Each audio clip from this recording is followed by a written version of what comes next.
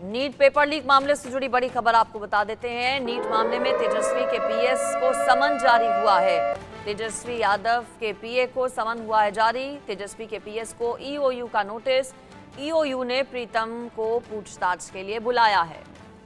दरअसल तेजस्वी यादव के पीएस पर आरोप है नीट पेपर धांधली के मास्टरमाइंड, साथ ही साथ कई लोगों के लिए सरकारी गेस्ट हाउस में रूम बुक करने का। कल जानकारियां ये मिली थी कि ईओयू की टीम पूछताछ कर चुकी है प्रीतम सिंह से, लेकिन फिर पता ये चला कि अभी नोटिस जारी हुआ है, समन भेजा गया है। तेजस्वी यादव के पीएस प्रीतम को पूछताछ के लिए बुलाया गया है ईओयू की टीम की ओर से।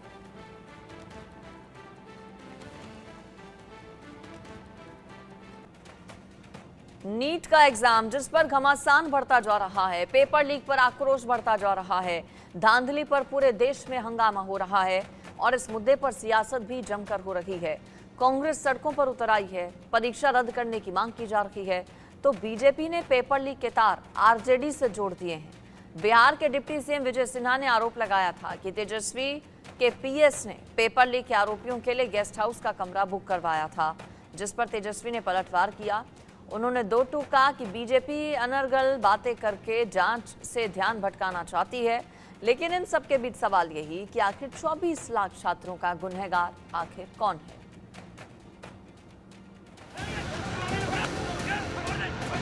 हंगामा,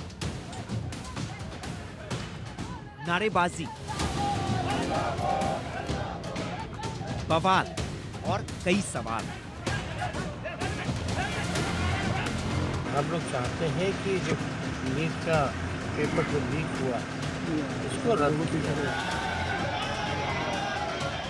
सवाल नीट एग्जाम पर, सवाल नीट एग्जाम कराने वाली एजेंसी एनटीए पर, सवाल सरकार से और सवाल सिर्फ एक कि क्या नीट 2024 एग्जाम रद्द होगा। जिनका भविष्य को सरकार अंधकार में ढकलना चाहती है, इन बच्चों का न्याय होना चाहिए, बच्चों के साथ में इंसाफ होना चाहिए। क्या पेपर लीक के गुनहगारों को सख्त सजा मिलेगी? ये सवाल पूरा देश पूछ रहा है।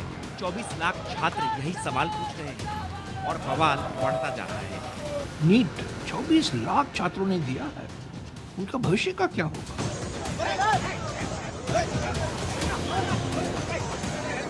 नीट एग्जाम में धांधली और पेपर लीक की घटना को लेकर आक्रोश बढ़ता जा रहा है। पूरे देश में कांग्रेस नीट में धांधली को लेकर प्रदर्शन कर रही है। दिल्ली से लेकर मुंबई, एमपी से राजस्थान और यूपी से लेकर बिहार तक कांग्रेस के कार्यकर्ता सड़कों पर उतर गए हैं, हाथों में तख्तियां लेकर प्रदर्शन कर रहे हैं और नीट परीक्षा को रद्द करने की मांग उठा रहे हैं। ये काम अगर ये जब एग्जाम हो रहे थे, स्टार्ट हो रहे थे, तब उसमें किए होते तो मुझे लगता है जब लीक नहीं, जब पर्चे बन रहे थे उस समय अगर इतनी बढ़िया व्यवस्था किए होते तो मुझे लगता है कि ये बच्चों का भविष्य खराब नहीं हुआ होता।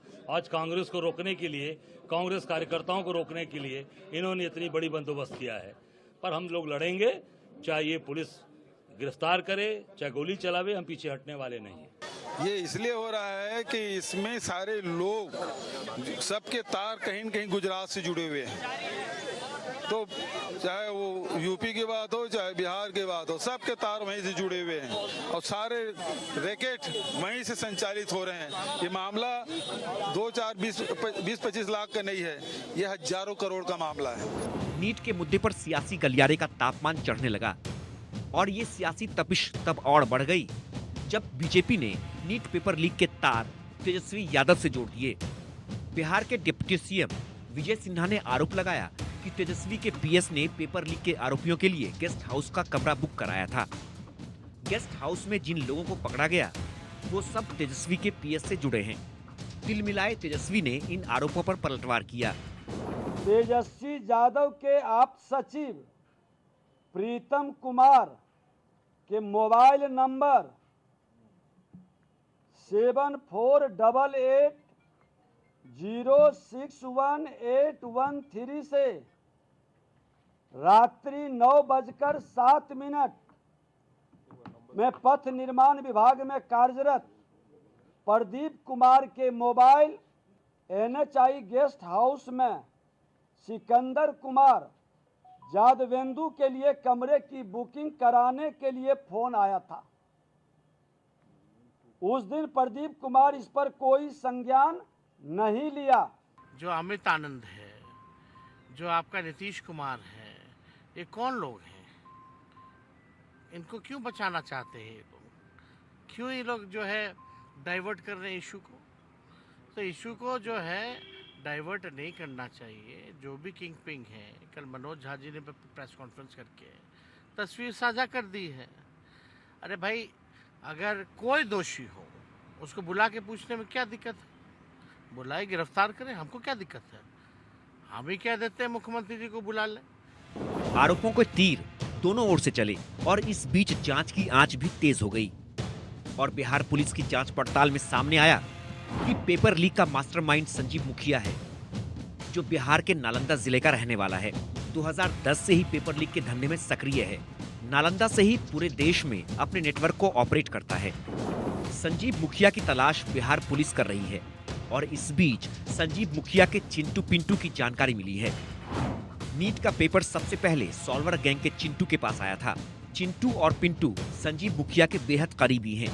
चिंटू पिंटू ही पटना के अलग अलग ठिकानों से अभ्यर्थियों को लेकर लर्न प्ले स्कूल पहुंचे थे। चिंटू उर्फ बलदेव और पिंटू ने ही लर्न प्ले स्कूल में सारी व्यवस्था की थी। चिंटू और पिंटू की गिरफ्तारी के लिए आर्थिक अपराध इकाई की एसआईटी लगातार छापेमारी कर रही है।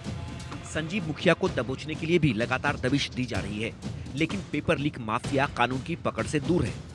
और इन सबके बीच सवाल खड़े हो रहे हैं कि जब पेपर लीक के सबूत मिल गए हैं तो नीट एग्जाम रद्द क्यों नहीं? दोषियों को कड़ी से कड़ी उनके ऊपर कार्रवाई की जाएगी।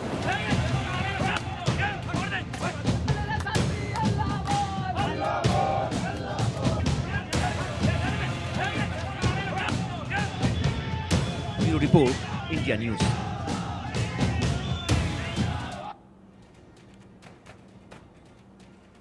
गुजरात और बिहार के बाद अब झारखंड से जुड़े नीट पेपर लीक के तार जुड़ते दिख रहे हैं। पटना में बरामद नीट पेपर के जले बुकलेट हजारीबाग सेंटर से लीक होने की आशंका है।